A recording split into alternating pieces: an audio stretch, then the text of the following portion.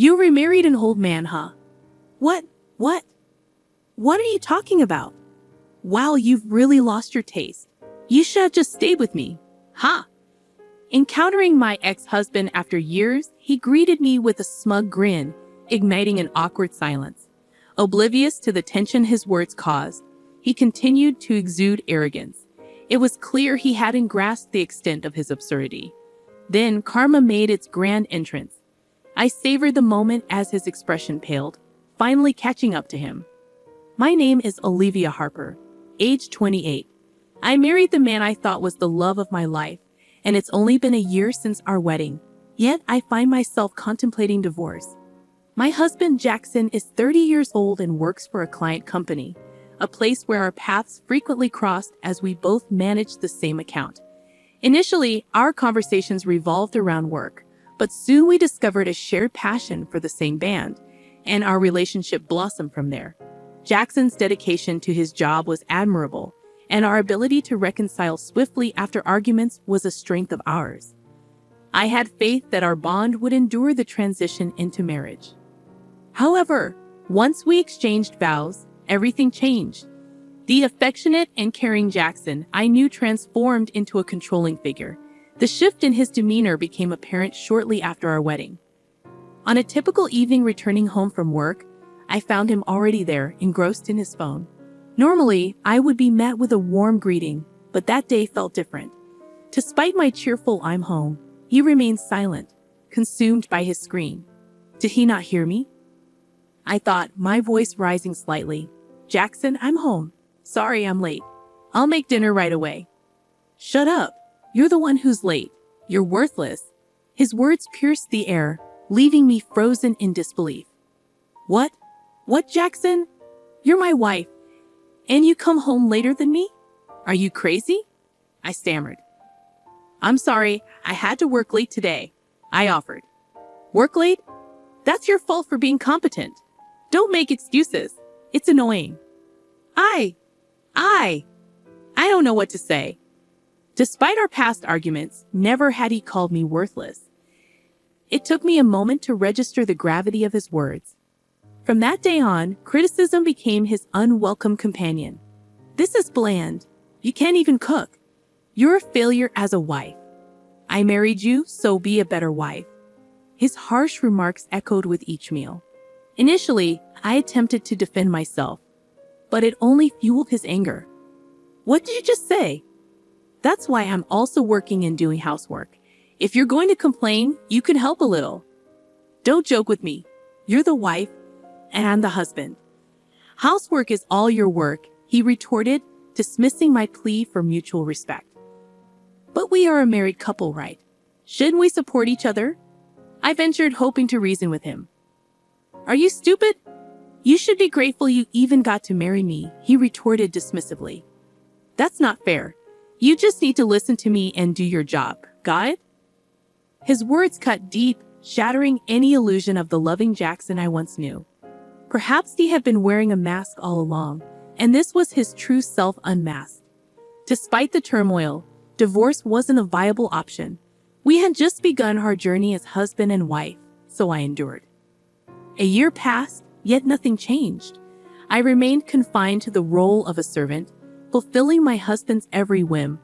The only respite I found was at work, where my colleague and friend Lily provided solace. Lily, the CEO's daughter, remained grounded and dedicated, a quality I admired.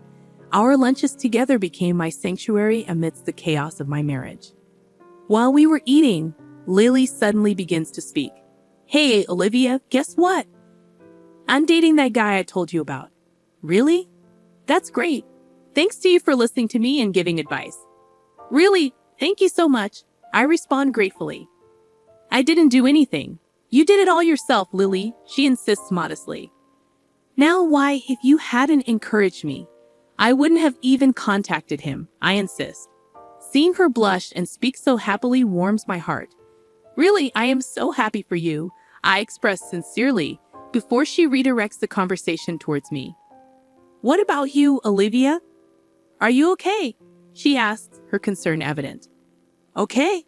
What do you mean? I deflect. I mean, your husband, he's still giving you a hard time, isn't he? Lily presses, her gaze unwavering. I feel a pang of guilt. Yes, I had confided in her about my husband's verbal abuse. I'm fine, I guess. I've just gotten used to it. I reply with a forced smile, not wanting to dampen her happiness. That's not okay. You shouldn't have to get used to something like that. I've only been married for a year. I can't just get a divorce that quickly. I attempt to justify, but Lily interrupts. But if you keep this up, you'll... Thank you, Lily. Just having you worry about me is enough, really. Thank you. Thank you, I express earnestly, though Lily appears puzzled. I can't burden her any further, especially when she's on the brink of happiness. I offer my gratitude once more and swiftly steer the conversation elsewhere. I need to shield her from my troubles. A month passes, and it's a holiday, coinciding with Lily's birthday. Her boyfriend's work schedule confines their celebration to the evening, so we plan a lunch date instead. Rising early, I swiftly tackle the housework and begin preparing for our outing. As I apply my makeup, my husband interjects. Hey, you're not planning on going out, are you? He questions. I mentioned it earlier, right? Today is Lily's birthday, and we're meeting for lunch, I remind him. What? I don't care. You're a housewife. You can't just go gallivanting around, he asserts, his tone dripping with disdain. I always do the hard work on my days off. Can I have just one day? I plead, hoping for a glimmer of understanding. Who do you think you are talking to? You should only listen to me, he retorts, his voice dripping with entitlement. Usually, I would offer a meek apology and attempt to diffuse the tension, but this time, I've had enough. Enduring days filled with insults from the man I once pledged my life to wasn't the marriage I had envisioned. Fueled by frustration and anger, I find my voice rising. Enough is enough. Why does my life have to be controlled by you, Jackson? How dare you speak to me like that? I'm fed up with being belittled and yelled at every day. This isn't the marriage I wanted, he fires back defensively. Huh, like I care. It's all your fault for being a useless wife. Fine, let's get a divorce, he declares coldly, his words slicing through the air. His reaction catches me off guard, but I stand firm. Are you serious? He asks, his eyes widening in disbelief. Absolutely. I should have made this decision much sooner.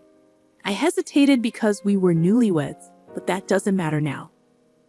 I should have left someone like you a long time ago. I respond resolutely, my resolve unwavering. What? So now it's all my fault? Fine, let's divorce, but no alimony, got it? If that's what it takes to divorce you, I'll gladly accept. You'll regret this, you hear me? His words were venomous as he stormed out, only to return moments later with divorce papers in hand. He signed them hastily and thrust them towards me. Without hesitation, I added my signature, sealing our fate.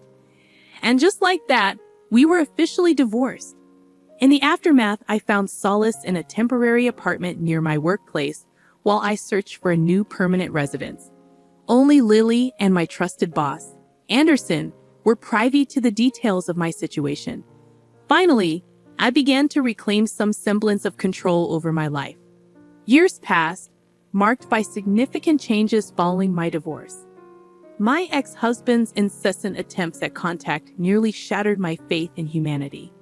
You'll never be happy. You'll be alone forever, his messages echoed like a haunting refrain, threatening my peace of mind. Yet it was Carter Anderson, my mentor and guardian at work, along with Lily, who became my pillars of support. Carter, like a brother to me, noticed my distress and extended a helping hand when I needed it most. Hey, are you okay, Mr. Anderson? I inquired, noticing his somber demeanor. I'm sorry, I have been making a lot of mistakes lately, he responds, his tone heavy with remorse. That's not what I mean. You seem relieved after the divorce, but you've been looking down again. What happened? I pressed gently, concerned for his well-being. Well, my ex-husband won't stop sending me abusive messages. I confess, feeling a weight lift off my shoulders as I share my burden. Ignore him. Block his number, Carter advises firmly, offering a simple yet effective solution. That day, Carter takes me to a few pubs in an attempt to lift my spirits. Initially intending to enjoy a night out, I find myself pouring out my emotions, eventually breaking down in tears. From then on, we begin to share regular meals together, and before I realize it, our relationship blossoms into something romantic. Last month he proposed, and now I proudly wear an engagement ring. Carter's recent promotion and transfer to a different department mean we don't interact as frequently at work, but living together ensures I never feel alone. And the icing on the cake? Lily is getting married to the same man she spoke of fondly years ago. Despite knowing it's not his fault, the fact that he works at the same company as my ex-husband brings a hint of unease. But today marked Lily's wedding day, a time for celebration and joy. I pushed aside any lingering anxiety as I made my way to the venue, only to encounter Lily's father, the esteemed CEO of our company, along the way. "Ah, Mr. CEO. Hello!" I greeted warmly. "Oh, Olivia? Lily always speaks highly of you," he responded with a genuine smile. "Thank you, sir. Is your wife not with you today?" I inquired politely. "She went ahead to help with the wedding preparation, so I'm on my way there alone," he explained. "I see. Would you like to walk together?" I offered graciously. "Of course. I'd be delighted to walk with you, Olivia." He accepted, and together we strolled towards the venue, engaging in casual conversation along the way. As I approached the check-in area, a familiar voice called out from behind me. "Hey, isn't that Olivia?" "What? Jackson? Why are you here?" I exclaimed, surprised by his presence. "Why? It's a colleague's wedding, of course I was invited. Long time no see," he responded casually, his tone dripping with sarcasm. My apprehensions were confirmed. Lily's fiancé was indeed a colleague of my ex-husband, and evidently close enough to extend an invitation to him. With a mocking smile, Jackson proceeded to taunt me. "So, you remarried an old man, huh?" "What? What are you talking about? You should have just stayed married with me instead of marrying some old guy." "How dare you?" "It's none of your business," I retorted, my voice edged with frustration. "Why are you mad? Just because you're lonely doesn't mean you should marry some old guy. Showing off that ring, huh?" Jackson's words dripped with disdain, oblivious to the uncomfortable atmosphere he was creating. That was the last straw. I couldn't allow him to disrespect Lily's father, the CEO, like that. "If you continue, I'll have to ask you to leave the ceremony hall," I warned, my patience wearing thin. As I moved to intervene, an employee at the reception intervened, chastising Jackson. "Shut up! Do you even know who this man is?" "Huh? What? He's Olivia's current husband, right?" Jackson replied, confusion evident in his voice. "Who are you to call the CEO old man?" "That's incredibly rude," the employee reprimanded sharply. "CEO? Yes, this gentleman is Lily's father and the CEO of our company, Mr. Mason," the employee clarified, his tone stern. Jackson's face drained of color as he realized the gravity of his mistake.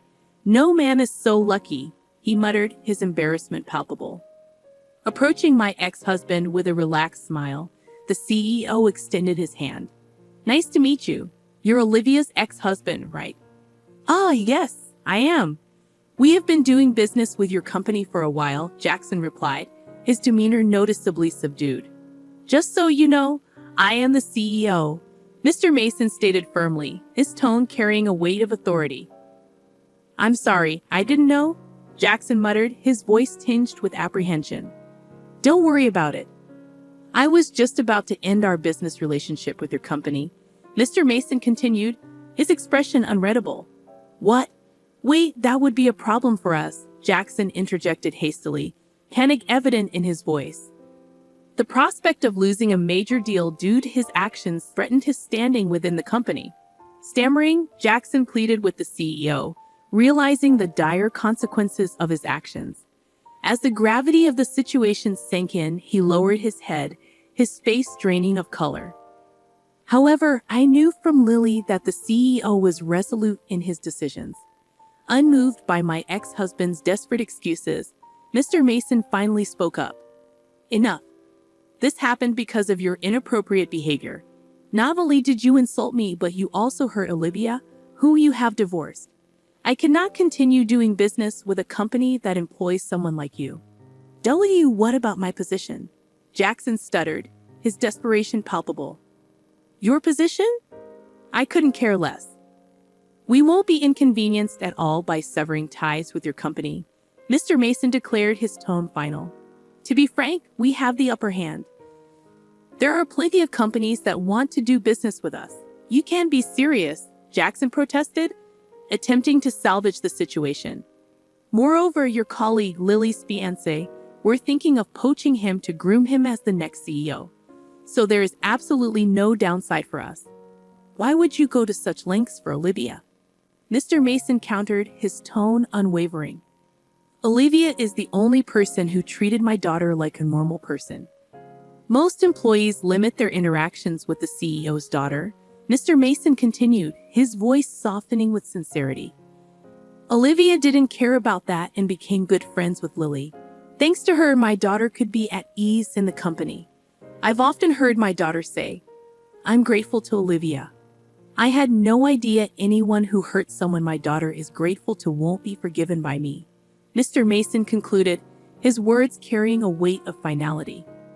At the CEO's words, Jackson's shoulders began to tremble violently. Overwhelmed by the weight of his actions, he found himself unable to bear the cold reality surrounding him. With tears streaming down his cheeks, he collapsed to his knees, his spirit broken. I gazed down at him with a sense of calmness. Do you understand now how unreasonable you have been? I questioned, my voice steady despite the turmoil within me. Olivia, help me. I can't go on like this. Thanks to you for divorcing me. Thanks to you, I'm incredibly happy now, Jackson pleaded, his desperation palpable. After my final words, the CEO approached me. Shall we go? He asked, his voice gentle yet firm. I nodded silently, acknowledging the silent agreement, and walked away from my ex-husband with the CEO by my side. Later, I learned that my ex couldn't bear the atmosphere and left the venue. The following day, the CEO contacted his company and terminated the business relationship that had endured for several years. Jackson was held accountable, facing consequences that included the loss of any chance of promotion and even a pay cut. Now he keeps a low profile at work, surrounded by harsh criticism and cold stares from colleagues. As for me, I recently finalized my marriage registration with Carter, who happens to be my boss. The entire company celebrated our union, marking a joyful occasion. With this milestone reached, I made the decision to step down from my position. From now on, I aim to support him as a homemaker, recognizing that happiness can be found along various paths in life. This certainty solidified after divorcing my ex-husband. It's evident that the quality of married life can undergo a significant transformation depending on one's partner. I am determined to demonstrate this truth as I embark on this new chapter with Carter by my side.